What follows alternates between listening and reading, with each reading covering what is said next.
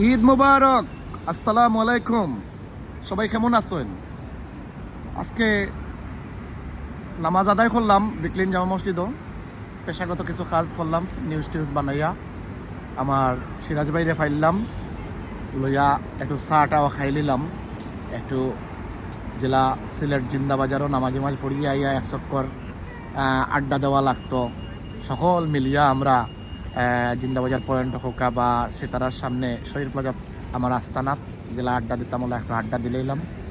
দেশের ভাই বন্ধু আপনারা অনেকে মিস করি, আর ইনশাল্লাহ কোনো একটা সময় আবার সবাই রইলে ঈদ কর মনে।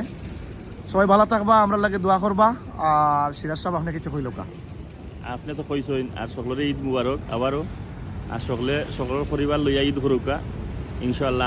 আমরা পরিবার লইয়া অন্য আসুন, বাংলাদেশও আসুন, আমরা করলাম মিলিয়া মিশিয়া ইনশাল্লাহ। দেখো হইব সকলের লগে, দেশও আইলে দেশও আসলাম, ঈদ তো ইয়া আইলাম, আবার আইমু কোনো এক সময় ঈদের আগে।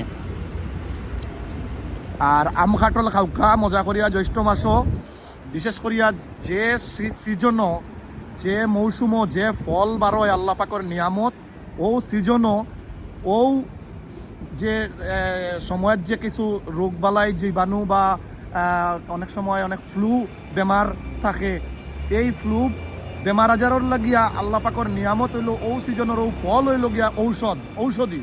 জ্যৈষ্ঠ মাসে যতটা ফল পাইবা প্রত্যেকটা ফল খাইবা, খাটল বেশি বেশি খাইবা, জারতে পারলেও খাইবা না পারলেও খাইবা। এক মাস খাটল খাওকা, ভাদ্র মাসের ফটো একটা তুলিয়া দেখুন যেন কত সুন্দর হয়ে গেছেন আপনারা। জ্যৈষ্ঠ মাসের জ্যৈষ্ঠীয় শুভেচ্ছা রইল। ধন্যবাদ।